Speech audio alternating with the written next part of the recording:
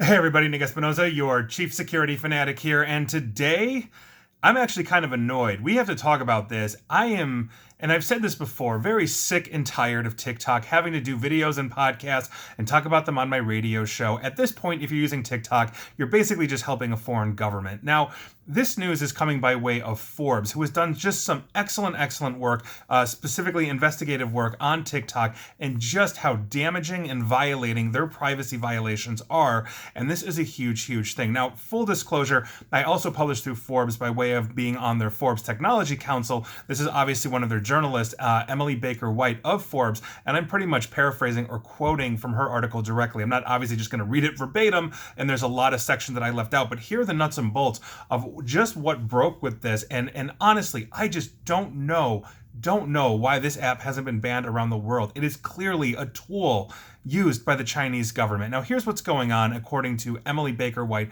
of Forbes. An internal investigation by ByteDance, that's the parent company of TikTok, found that their employees were tracking multiple journalists covering them and improperly gained access to things like their IP address, their user data, and this was in an attempt to identify whether they had been in the same locales as ByteDance, aka TikTok employees. And according to the materials that were reviewed by Emily Baker White and Forbes, essentially TikTok employees tracked multiple Forbes journalists as part of a covert surveillance campaign, which was designed to unearth the source of leaks inside TikTok following basically a just on and on plethora of stories about essentially their links to China, not just them, BuzzFeed and a whole bunch of others. I have been talking about this until I am sick of talking about this, and I'm sick of talking about this. As a result of this investigation into these surveillance tactics, ByteDance fired Chris Lepitak, that's their chief internal auditor, who basically led their team responsible essentially for this. Now, a China-based executive, Song Yi,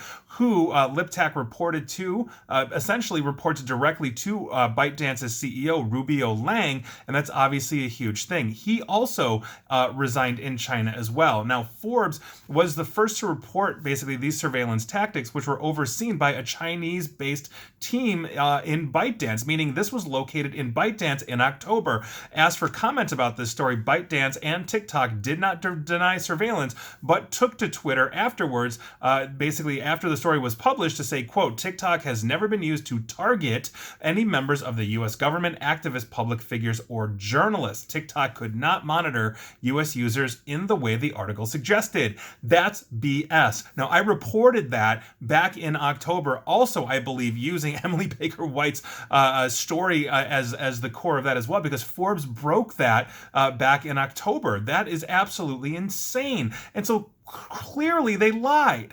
They absolutely lied. In an internal email, Liang, basically the CEO, acknowledged that TikTok has been used in exactly this way. Again, according to Forbes, quote, I was deeply disappointed when I was notified of the situation. I'm sure you feel the same. This is an internal email that he wrote that eventually was shared with Forbes. Quote, the public trust that we have spent huge efforts building is going to be significantly undermined by the misconduct of a few individuals. I believe this situation will serve as a lesson to us all, end quote. This is, quite frankly, just unconscionable to me, because we know basically Chinese law says that they are going to have access to any data that any Chinese corporation collects on users wherever they are around the world of foreigners, aka U.S. citizens, Canadians, frickin' Zimbabweans, whoever is using TikTok. Quote, it is standard practice for companies to have an internal audit group authorized to investigate code of conduct violations. However, in this case, individuals misuse their authority to obtain access to TikTok user data. That is according to TikTok's general counsel, Eric Anderson, writing a second internal email that was also shared with Forbes as well. Now, were these shared intentionally, meaning did they leak themselves because of how disappointed they are? But think about this. They are actually able to use that platform, gain IP addresses, gain information on their users, and see where they are via GPS. Due to reverse engineering, that obviously is not in this article, but I've talked about this extensively. Due to reverse engineering by one, an independent researcher, and two, another outfit out of Australia, we know what this app does. It is basically turning on your GPS, pinging home, looking across the environment, meaning if you're on your home's internal network, it's looking for essentially the structure that your infrastructure is running, what devices you have, all these kinds of things. It is a surveillance tool first, not to mention the fact that as they are doing this, understand that they can do this, because if they were looking at Forbes journalists to see if they were in locations with other ByteDance employees, that means they're surveilling their own employees as well.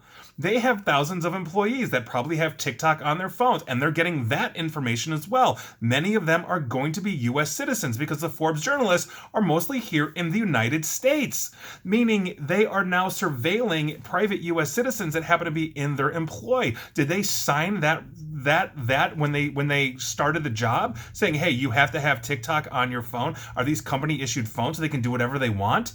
This opens up a whole can of worms. I mean, the mere fact that this still exists is absolutely insane. And this is absolutely nuts. You know, I'm a part-time correspondent on Tech Time Radio, talking about cybersecurity. I talked about cybersecurity yesterday, about basically the U.S. government as well as states attempting to ban TikTok on government devices, hopefully across the entire nation. And so Marco Rubio, Republican of Florida, Raja Krishnamurthy, Illinois Democrat, Congressman, I am imploring you to please push this through. If you need a witness, somebody to get up there and cheerlead for you, anything you need, please let me know. This has to go away. This is basically a virus, and it needs to die. I am just so sick of TikTok. I'm just done. So there you go. That's your news of the day. And if you are using TikTok, understand you're just helping the Chinese government. That's all you're doing right now. That's all you're doing. And please like, share, follow me here on Facebook and Twitter at NickAESP, as well as YouTube, where you should subscribe. I do not have a TikTok account, but I'm going to send this video to the Tech Time guys because they have a TikTok account, which I hate, but they're going to put this out on TikTok for me. I'm going to push them to do that. And as always, stay safe, stay online, and please attempt to stay private, which is literally impossible if you're using TikTok. So get off that stupid platform.